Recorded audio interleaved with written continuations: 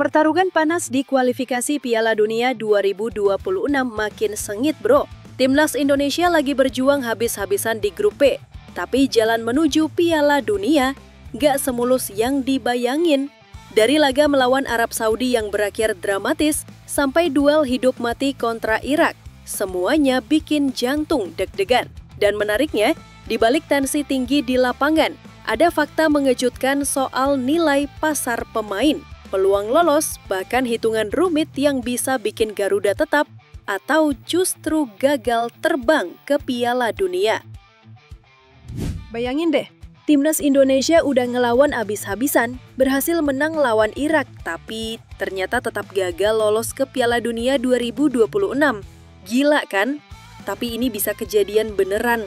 Setelah kalah 2-3 dari Arab Saudi, Indonesia emang wajib menang lawan Irak di laga kedua grup B. Tapi ternyata kemenangan aja belum cukup, bro. Masih ada perhitungan yang lebih ribet, produktivitas gol. Misalnya nih, Indonesia menang tipis 1-0 lawan Irak. Nah, di laga lain, Irak ternyata bisa ngalahin Arab Saudi 4-3 di pertandingan terakhir. Kelihatannya sih imbang, tapi ternyata malah bisa bikin Garuda terbangnya kepotong. Kenapa?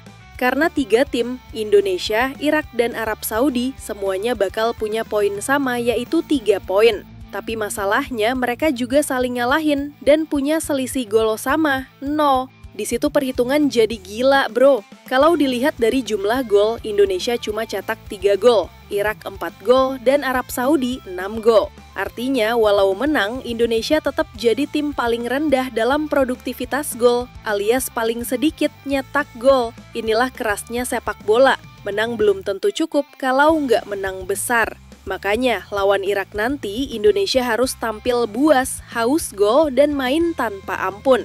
Ini bukan cuma soal lolos atau nggak lolos, tapi soal harga diri bangsa di kualifikasi Piala Dunia. Ayo Garuda, tunjukin taringmu dan buktikan kalau Indonesia layak terbang ke Piala Dunia 2026.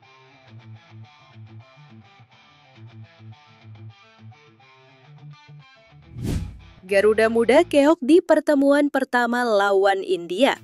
Timnas Indonesia U23 harus mengakui keunggulan India 1-2 di laga uji coba internasional di Stadion Madia, Jakarta. Sejak awal laga, anak-anak asuh Indra Syafri sebenarnya tampil agresif dan coba kuasai permainan. Tapi India justru tampil lebih efisien dengan 2 gol cepat dari Suhail Ahmed yang manfaatin kelengahan lini belakang Indonesia. Garuda Muda nggak tinggal diam. Menit ke-41, Doni Tripamungkas nyelamatin asa lewat sepakan jarak jauh keras ke gawang India. Skor berubah 1-2 dan sempat bikin semangat tim naik lagi.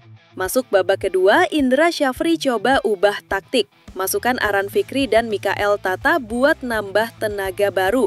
Serangan Indonesia mulai hidup tapi finishing masih tumpul. Dan peluang demi peluang gagal dikonversi jadi gol. Walau kalah tipis, ini jadi pelajaran penting buat Garuda Muda jelang SEA Games 2025. Kesalahan kecil harus diberesin, dan leg kedua nanti waktunya balas dendam.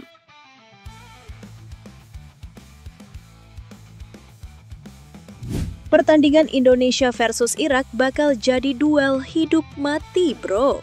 Bukan cuma soal tiket ke Piala Dunia 2026, tapi juga nasib Garuda di ranking FIFA Dunia. Setelah kalah 2-3 dari Arab Saudi, posisi Indonesia merosot ke peringkat 120 dunia. Bahkan disalip Malaysia yang menang 3-0 lawan Laos. Sekarang poin Garuda tinggal 1151,26 dan duel lawan Irak bisa jadi titik balik besar. Kalau Indonesia bisa menang atas Irak yang peringkatnya jauh lebih tinggi, boom, Garuda bakal nambah plus 18,47 poin, naik ke sekitar peringkat 115 dunia dan ninggalin Malaysia jauh di belakang. Kalau hasilnya seri pun masih oke. Tambahan plus 5,97 poin bisa bikin Indonesia balik ke posisi 119 dunia. Tapi hati-hati, kalau kalah lagi, Indonesia bisa kehilangan minus 6,53 poin, turun ke peringkat 123 dunia. Itu bakal jadi tamparan keras buat tim Patrick Kluivert yang lagi berjuang bangkit. Laga lawan Irak ini bukan cuma pertandingan biasa, ini soal harga diri, peringkat dunia, dan mimpi besar menuju Piala Dunia 2026. Gas terus Garuda, jangan kasih kendor.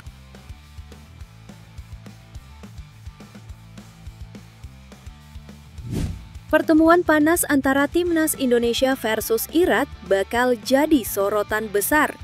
Selain soal taktik dan gengsi, ternyata nilai pasar kedua tim juga menarik banget buat dibahas. Duel ini bakal digelar Minggu dini hari di Stadion King Abdullah Sports City, Jeddah. Kemenangan jadi harga mati buat Garuda kalau mau jaga asa ke Piala Dunia 2026. Tapi di sisi lain, Irak juga wajib menang biar tetap bersaing sama Arab Saudi di puncak klasemen Grup B. Siapa sangka meski Irak diperkuat eks-pemain Manchester United, nilai pasar mereka masih kalah dari Indonesia. Total nilai skuad Irak cuma 390,65 miliar rupiah, sedangkan Indonesia tembus 511,89 miliar rupiah. Di kubu Irak, pemain termahalnya adalah Zidane Iqbal, gelandang muda 22 tahun dengan nilai 69,53 miliar rupiah. Tapi Indonesia punya andalan yang nilainya jauh di atas itu, Jai Itzas. Bek Sassuolo ini punya nilai pasar 130,36 miliar rupiah, tertinggi di skuad Garuda. Secara finansial Garuda unggul, tapi sepak bola nggak cuma soal angka. Pertanyaannya, bisa nggak Indonesia buktikan kalau nilai mereka sebanding sama performa di lapangan? Kita tunggu duel panas Indonesia versus Irak, laga yang bakal menentukan nasib Garuda di kualifikasi Piala Dunia 2026. Apapun hasilnya nanti, satu hal pasti, Timnas Indonesia udah nunjukin mental dan perjuangan luar biasa. Tapi perjuangan belum selesai, bro. Masih ada laga-laga berat yang harus dilalui demi satu mimpi besar, terbang ke Piala Dunia 2026. Jadi, tetap dukung Garuda.